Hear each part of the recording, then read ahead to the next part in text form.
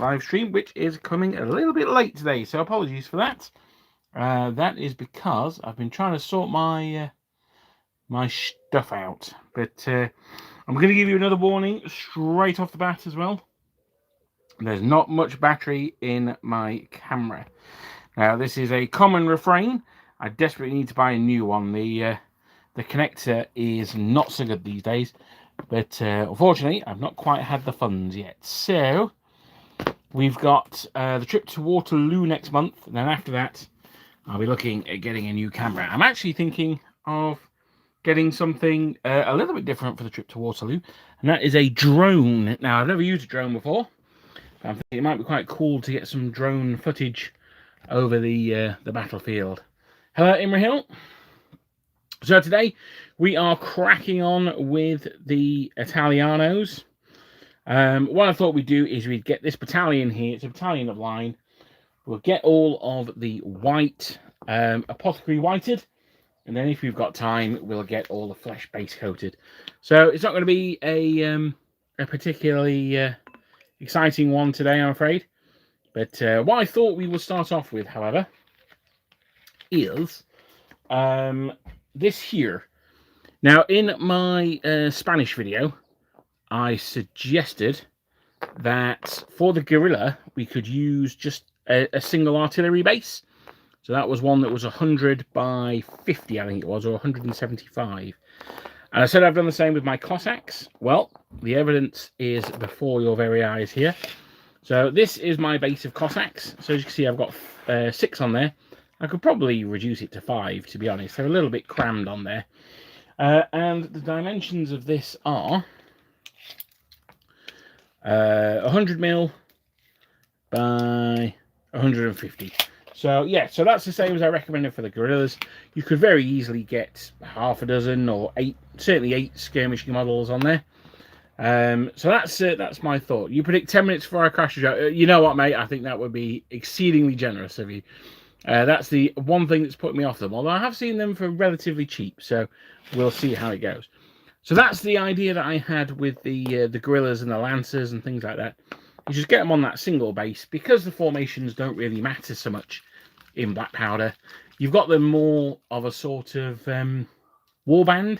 If you wanted to use the Mardists, or from an ancient, a Hail Caesar perspective. So that was my thought with them. I think it works really well, and I think you get some good looking units out of it. So I'm just gonna try and get my internet over here as well, which is not so good. It's very warm here today, so I hope it's nice and lovely where you are. I hope if you are possible, you're not at work and you're enjoying the sunshine. Or if you're not enjoying the sunshine, I hope you're inside doing some hobby at the very least. Let me zoom in.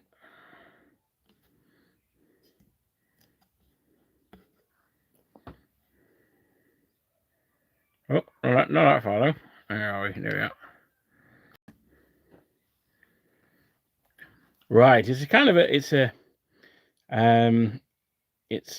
trying to judge how far I can zoom in and not let the camera get in the way of the brush. Now, because these guys are Italian line, they're going to be wearing white, so I'm going to give the model a good old bath of apothecary white here, and then I'm going to go back over them with a dry brush. Now, something that you could easily have done here is used a watered down skeleton bone if you wanted a like a cotton wool, more of a wool effect. So that's quite good if you're doing if you are doing Austrians, or you could use a what's the sandy one, Agros Dunes or something.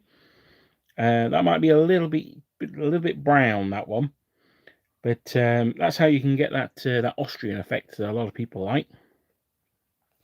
But I'm just going old school. I'm going to do them white. As I've said in many of the earlier videos on the guard, I am making a rod for my own back because I've decided to do them in summer dress. So I should really be doing a winter dress. General Dan showed me his Russian Dragoons the other day, and they look absolutely phenomenal. So if you've not seen General Dan's Dragoons, check out Forlorn Hobbies. That's his channel over there. There's going to be a lot of Wars of the Roses content, I think, coming up. But at the moment, there's some really nice Napoleonic stuff. Sorry, I'm just still trying to get in there. Ahmad, good day. Good day to you, sir. Now, one of the problems at this time of year with the painting is the sunlight is very strong through the window to my left, which means that it kind of washes out the figures. But I hope you can see what I'm doing. Now, I'm also going to give you a warning off here as well.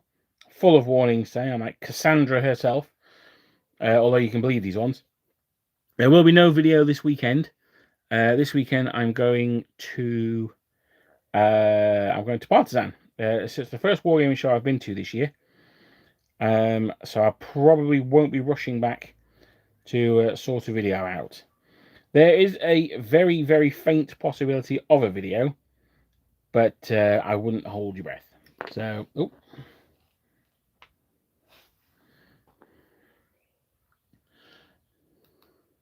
So yes, as promised, I'm afraid this isn't the world's most exciting of videos. That said, I can see there's 11 of you watching on this fine summer's evening. There's only one like, so if you haven't liked the video, if you could, that does help the YouTube gods, and it'll certainly help me reach a wider audience. If you want to super chat and buy either myself or General Dan a drink when we are in Belgium, then you are more than welcome to as well. And also, far more importantly, if you are also in Belgium, has he got a little bugle on his thing? He's a light infantryman, isn't he? If you guys are in Belgium for the 210th anniversary, then pop in and see us. I'm hoping there's going to be like camps and stuff, which is why I'm hoping the drone could get us some cool footage. I've just noticed these are all going to be light infantry, aren't they? So that's rather put the cat amongst the pigeons. However, I think we can probably get around it. Let me pop my Badooby down. I've still got a very small support there on his ankle. You'll be able to hear there is no chugging away in the background today. My printer has failed me for the last time, and it's been thrown out the window. No, it hasn't really been thrown out the window, but I've grossly cut back on the amount of printing I'm doing because it's just so frustrating. Dead End Satellite, yes it is. It was from Element Games, and they didn't have any MDF ones, so I was like, balls, I'll just buy a big Kings of War one. But it works perfectly well. And being that large single base, it's cheaper than the Games Workshop ones, and it just means that you don't have to glue together bases and things like that. For the half dozen cavalrymen, metal cavalrymen, that is quite handy because they are very heavy. To be honest, Dan, the drone piloting, there's a thing they've got where you can you basically point a part on the map, and that's kind of what it hovers around. That's more what I'm thinking, to be honest. But I'd only have like 2 weeks to learn it, so we will see. Put it this way, it can't be worse than my 3D printing is at the moment. So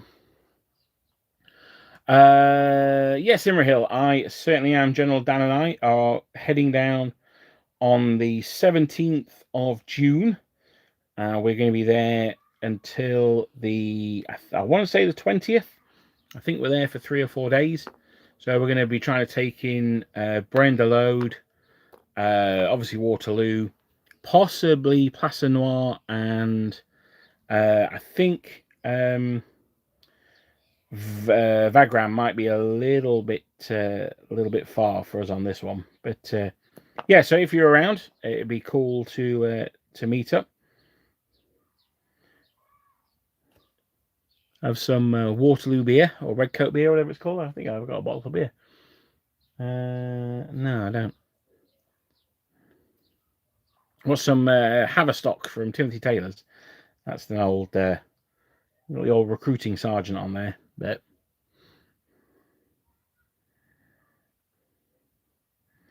the 33rd, which is the local regiment here, they were known as the Havercake Lads, because their recruiting sergeants used to carry cakes on their bayonets. So, that's right, Luke. Yeah. Well, to be fair, I will be bringing back more hobby goodness, I'm sure. Although I made the fatal error today in fact, this is the question that I ask guys today. Hello, Ben. This is the question I ask guys today. If you are working on Napoleonics, or even if you're not working on Napoleonics, what's your next project? So, my next non-Napoleonic project is going to be Wars of the Roses / Dark Age. So I'm going to do them at the same time because they're basically just all armored dudes and cloth. So I don't think they're that dissimilar. If your corporal lets you go, well, I'm sure we're going to be heading around to the camps and things like that as well. So that would be cool. And we'll also get your corporal a beer as well.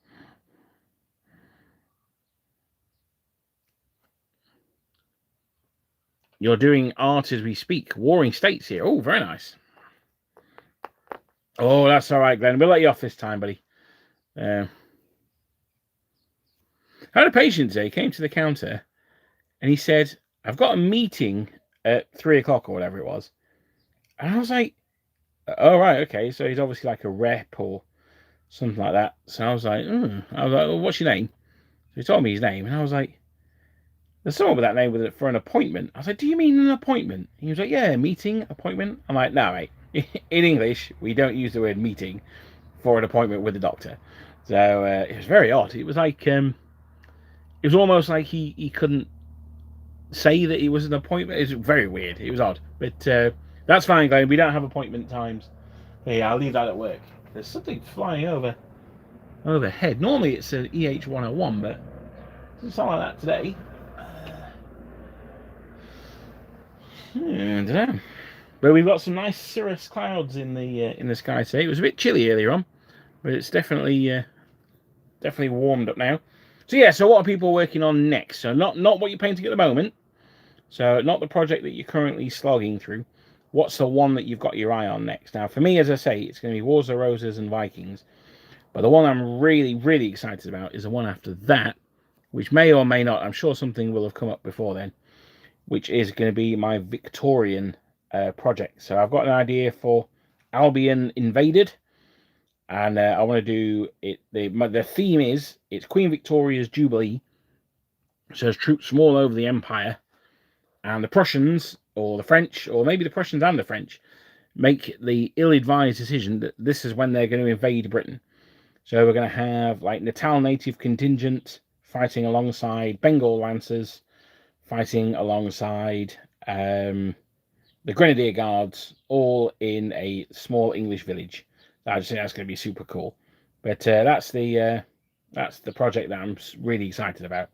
But that's some way off yet. I'm still amassing the models for that. I have too many ongoing projects. Yeah, well, there is that. Yeah, but that's why it's fun to look to a time where you can pretend that all of those projects are done.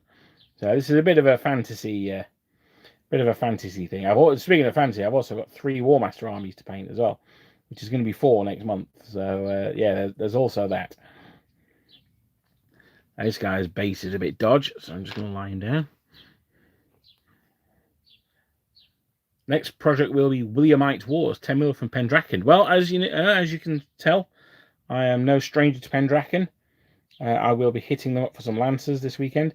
I've also been looking at their 10 mil World War I stuff as well, actually. I'm quite tempted by that, but that's another scale and another project which I need to not really think about. I've got 28 mil First World War already, so I need to maybe not think about that. But 10 mil, and my First World War projects are all early war, so 10 mil late war, that would be okay. Wars of Roses, but I made the mistake of looking at Arnhem. Yes, no. The Empress Minis do some really nice Arnhem models. Warmaster. Oh yeah, absolutely. Yeah, I love a bit of Warmaster. What army are you painting? I've just bought a high elf army on because I'm a filthy dog. But I've also bought Chaos Dwarves. I love my Chaos Dwarves. And then next month I'm going to be buying the Beastmen, who I'm told are absolutely dreadful, but they look awesome.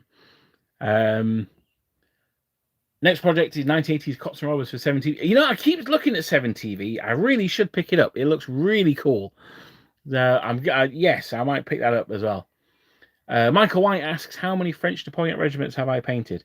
Too many is the official answer to that one. Way, way too many. Luckily, Michael, I had a period where I was unemployed.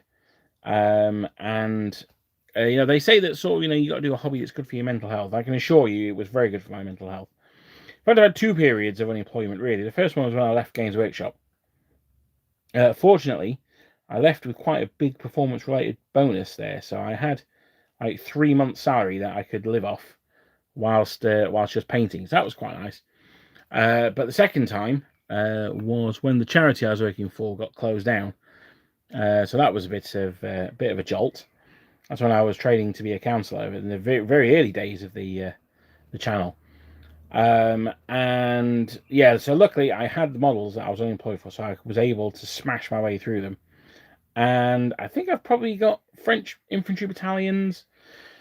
I got 4 guard battalions. I've got probably, well, I've certainly got 6 light infantry battalions because I took those to Waterloo refought. So I've got 6 light, 6 line.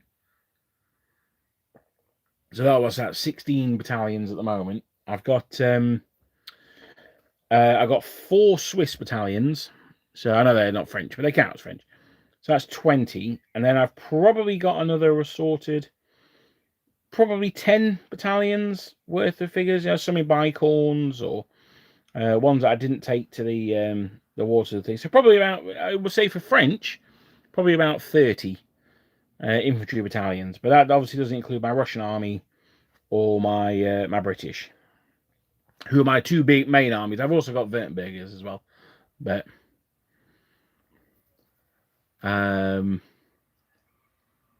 where are we? I just want to do some 6mm Great Northern War. Very nice. Oh, is it on the weekend of the 26th? Oh, well, in that case, we won't be there for that. To be honest, I booked it because we saw some cheap. Oh, I'm going to be on the weekend of the 26th or 28th even. That's like 10 days late. Yeah, typical Prussians. Are you sure that's not just when the Prussians are turning up? But I've got. We saw some really cheap tickets for the Eurostar. So I said to General Dan, "Well, I'm going. Do you want to come with me?" And General Dan very politely said yes. In fact, no, it was the hotel that we found was quite cheap. So yeah, it became more of like a channel trip. That should be quite good. I'm looking forward to that. Too many still can't roll DC. Absolutely, Andrew. Well, I mean, I would say that I'm part of that tribe, but as we all saw in the cavalry clash, I am no longer part of that tribe. I am now the dice rolling maestro.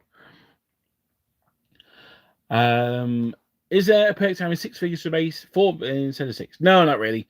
If you have 4 figures to a base, if you've got a 24-man unit, having 6 bases is quite a nice size because it means that you can go 3 wide, 2 deep. You can be attack column. 2 wide, 3 deep. You can be march column, or even 1 wide and 6 deep. You can be march column, or 6 wide. You can be line. So it gives you a bit more flexibility. But realistically, no, I don't think it makes a difference. One of the things I like about the French, if you're doing battalions of 36, in fact, it doesn't matter if you're doing battalions of 24, and you've got 6 bases of 4, then that gives you your 6 companies.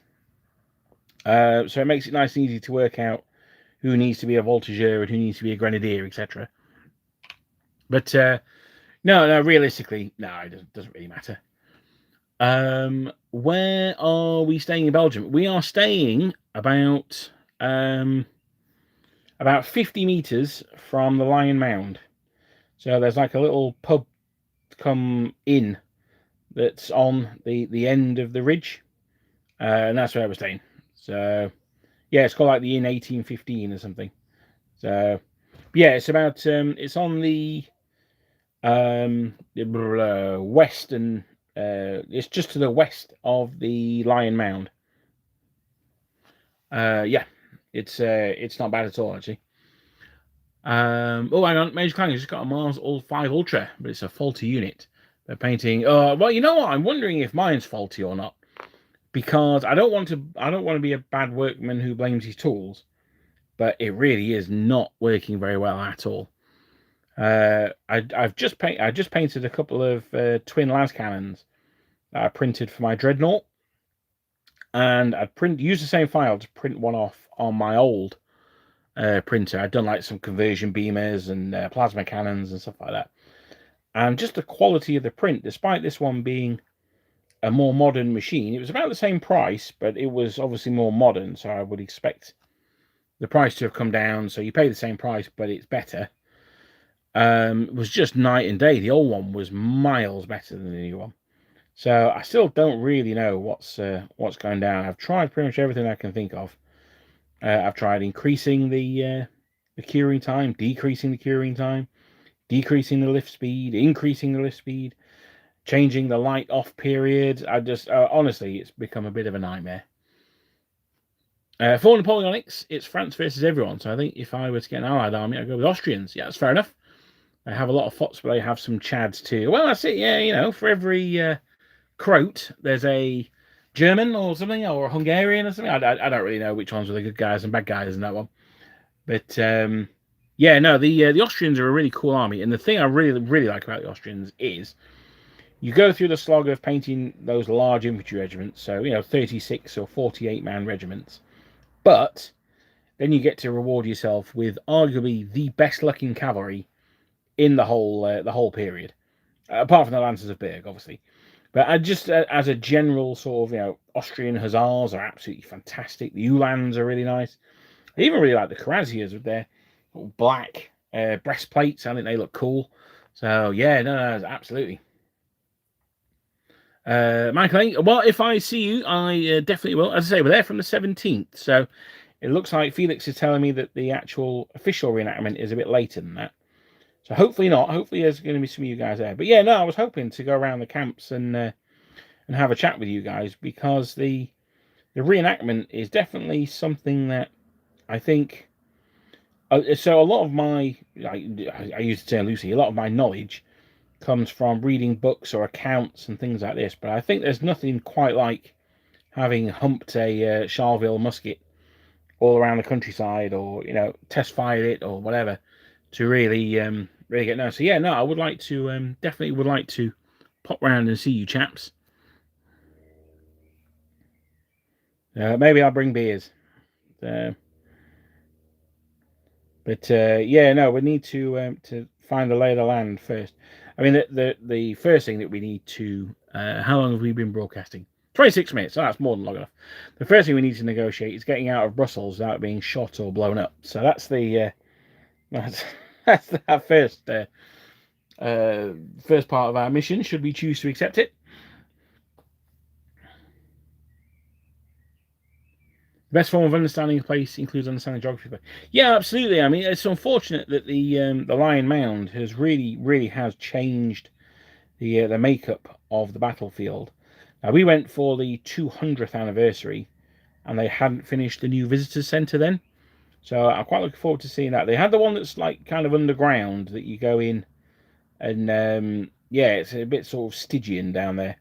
But well, it's not, because it's all glass. But it is a bit like entering the underworld. I wonder if that's what they think the sunken road looked like. I suspect it probably is, because they got to blame it. They've got to blame that, haven't they? But yeah, apart from that, no. I mean, certainly down like where the French were, you can look back up the slope and see that. Yeah, I mean, it's not particularly steep, but that's when people aren't firing cannons at you. So yeah. The linear reenactment's on the 21st or 2nd. Oh, okay, well, I mean, we'll see. We'll see what happens when we're there.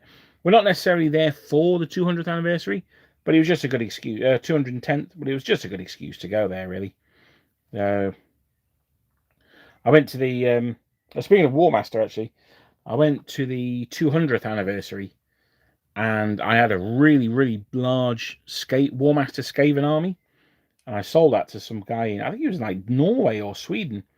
And that paid for me and my dad to go to the Waterloo 200th celebration. So, or a large chunk of it anyway.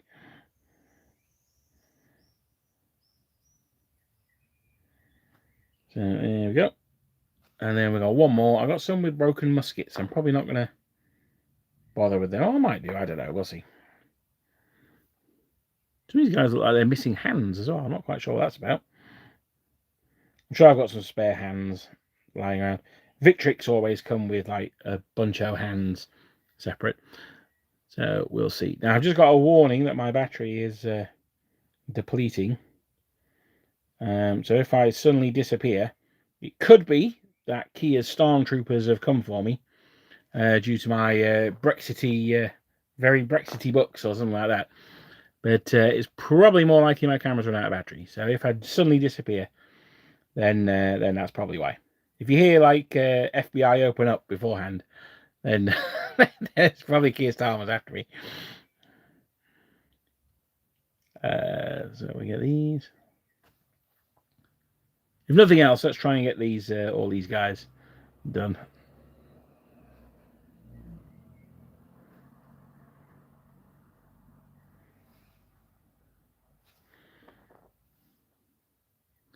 But yeah, no. So yeah, it's a weird thing, isn't it, about having these like so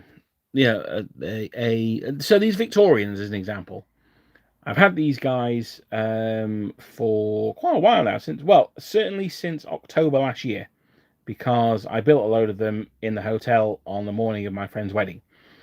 So I've had them for over 6 months now, but I'm not particularly rushing to paint them because it's almost like having the project in the back of my mind is almost as good as doing it. So it's as it currently stands, it's the dream project. So I don't know if you guys have got a dream project that's sort of you're almost too scared to start it in case it doesn't quite match the reality. Or is that just me being daft? It's probably just me being daft, to be honest. But yes, reenacting helps a lot with understanding what you read. Yeah, absolutely, and sort of the realities of maneuvering and things like that. I mean, one of the things that I don't necessarily like about Black Powder is how free the movement is. Now, I can understand why, and it's a game thing, and I get it. But when you're like, all right, I've just destroyed this unit, I'm going to do a swizzle around on the spot, and then I'm going to charge backwards or something like that. I mean, come on. But I'm sure you reenactors out there will be able to tell me that that's not doable at all. Armads, I'm a classical enjoyer, so my dream is all about that. Well, what is it? Is it Romiads? Is it Grecians? I've told you before about my love of the Trojan Wars. Also 1812. Yes, that's true. Yeah. I've been looking at. I've been watching Martin on Seventh Son. I've been watching his Midgard battle reports. I think they're quite interesting. Midgard as a set of rules doesn't look particularly my bag. My bag, baby. But it does look quite interesting for like heroic warfare. And obviously for the Trojan Wars, that's reenactors can do everything with Regiment 6. I'm sure they can, Clive. I'm not even going to delve further into that one. I know what you horsey types are like. Well, to be honest, actually, Clive, I was listening to. Here's another YouTube channel that I would recommend. I'm sure you guys all know about it. I'm probably very late to the party, but a channel called Surviving History, and they did a special on the First World War cavalry, which I watched recently. Buying an Eldar Titan for 40k, too scared to even start it, sold it for a small loss. Yeah, no, I can see that actually. I can see that. I absolutely love Titans. I'm just a huge fan. When you go to Waterloo, the battles are on the 28th, 29th. Oh, so we're going to miss those. We're going the 17th and leaving on the 20th, I think. 28 mil Leipzig? Well, absolutely. Yeah, well, don't even, Major Clanger. Don't even, my friend. So I'm hoping that we're going to see it this year. They've really seemed to have stepped up the number of books and supplements they're doing at the moment. So hopefully we will see it soon. But who knows? Marching in line even with 6 guys is something people constantly fail to do. I remember our old drill sergeants always being like, how can you not march? It's literally just walking. Which, I don't know, yeah, people seem to find marching very, very difficult. I don't really understand why. But, I must say, I tuned in for the... sorry, I'm just looking around to see if I brought a paint up there. I don't think I did. I did tune in to see the Russian May Day parade. And I have to say that the, taking the politics out of it entirely, it was a very impressive display. The ones I was most impressed by were the Chinese. They looked absolutely fantastic. Again, you know, no politics involved in that. But I just thought the look of that unit, they were all very tight. No, I thought they looked very good. My favourite ones are the North Korean ones. The North Korean parades are just absolutely something else, aren't they? So, right, what have we got here? We've got more light infantry and grenadiers. So let's do these. Myanmar, Myanmar, yes, they did. That was a cool uniform. Yeah, I love that one. I love the digital cam as well. That's another one. My dream project would be Boadicea's army. Okay, that's cool. But I don't think I have the painting chops to do it justice. Well, I don't know, man. I mean, how many naked wieners can you paint? That's basically all you got to do. But no, joking aside, yeah, I mean, when you look at armies like that with all the tattoos and everything, there is an army for sale at the moment. I'm not sure what he's doing with it. He's in the chat. Richie Hall was selling his Celtic army. He wants, I think it's £1,500 for it. Although I don't know if he's open to negotiation. I have to say, having had the pleasure of playing with Richie's models before, they are absolutely superb. They'll be all metal, I'd have thought. And it's, you know, it's not cheap. I'm not going to pretend it is, but it's worth absolutely every penny. If I had the money, I'd be all over it. So, I mean, well, I would be if they were Romans. Obviously, I'm not going to play the plebeians, barbarians. But yes, no, if they were, you know, cultured Greeks or Pergamese or something like that, then I might have gone for it. But no, joking aside, they look absolutely incredible. So, oh, Panzerfaust, thank you very much. I was only joking. Oh, that's really kind of you. Thank you very much. Here's a coffee or two for all your work. Love your vids. Keep up your meswork. Thank you very much, Panzerfaust. That's really, really kind of you. That will go nicely into a Belgian beer, or maybe some chips and mayonnaise when we're over in Waterloo. Thank you very much, buddy. That's really, really nice of you. Thank you. I always love the May Day parade. I wish we had something similar. Yeah, we've got Trooping of the Colour and the Beating of the Meat, as they call the beating the retreat. Yes, I'm very. Let me. Thank you very much, Panzerfaust. That's really touched me. Thank you, buddy. Have you seen On Bloody Ground rules with their new supplements for biblical and variation war? I have not. No. Isn't that American Civil War on Bloody Ground? I wouldn't have even thought to have looked for those guys to ancients. But yeah. Body paints, the patterns on the cloth, etc. Too much for me until I get better. Not sure what scale I will go for. Probably something sub 28 mil so I can have loads of chariots. Now, Zhukov's boots, sir, that's defeatist talk, which I wouldn't expect from a Russian marshal. It's not that you can't have a lot of chariots at 28 mil. It's that you need a bigger table. So get the old scout hut rented out or something like that, man. So for years, well, here's another dream project of mine, is to refight Helfen, which is the fantasy version of Waterloo. I even wrote rules for adapting 8th edition Warhammer, and I want to point out as well that the old world, the good bits of old world, are basically the good bits of the old world are basically my supplement for doing Helfen. General Dan will back me up on this. I had triple move marching in there. I had Rangers for casting and dispelling. It is basically just my set of rules for Helfen. But yes. And you mean proper modern stuff? ICBMs, tanks, heavy artillery parading at the map. That would be cool. Although yeah, if we had like all of our ICBMs, there'd only be like 2 vehicles.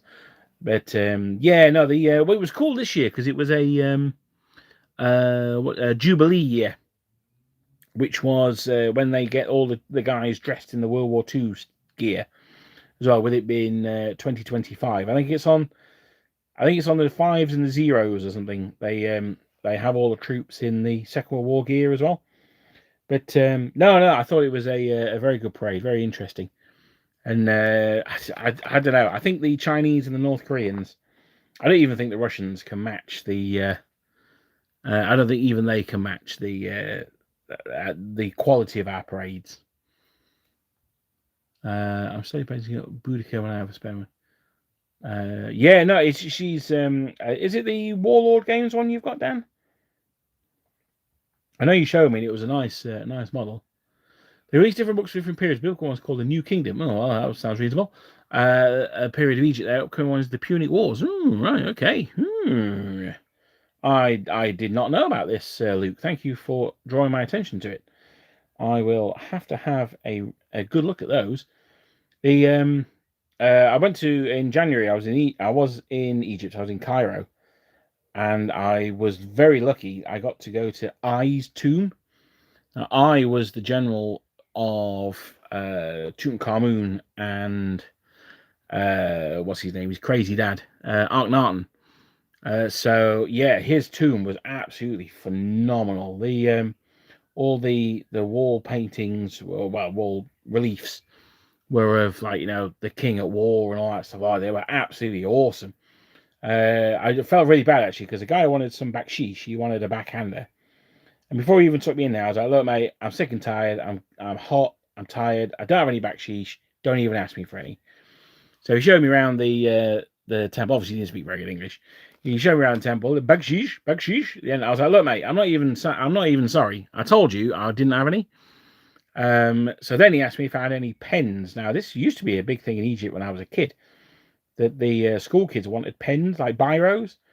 And I didn't, and I'd taken the biro out of my bag that morning as well. Like, completely not thinking about it. I felt terrible because he had his little son with him as well. I felt really bad about that. But I don't feel bad about not giving him any baksheesh. I told him I didn't have any. So screw that guy. Is the Ottoman Napoleonic rules you got applicable in pike and shot? I don't know, would be the answer to that one. There is in the Last Argument of Kings, I believe, some Ottoman goodies. Let me have a quick look. My battery is very much about to die, so this may be the final thing we do. Let's have a quick look. There are Ottomans in here. War English Succession.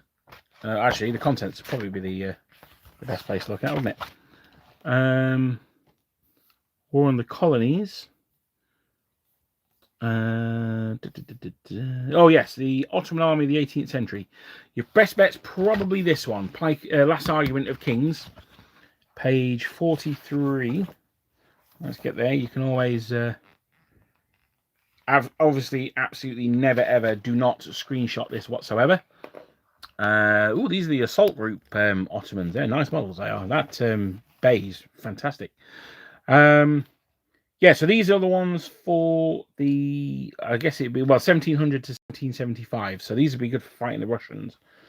Yeah, so yeah, it's slightly after the siege of Vienna. So yeah, anything post siege of Vienna onwards, and I think you're good to go with this book here. But you know what? I'm going to wrap it up there. It is a very, very good book. I'm going to wrap it up here, guys, because my battery is literally about to die. Thank you very, very much. Thank you so much to Panzerfaust as well. I won't be seeing you guys this weekend, but I hope to see you next Wednesday for another live stream. Take it easy, guys, and I will see you then. Thanks.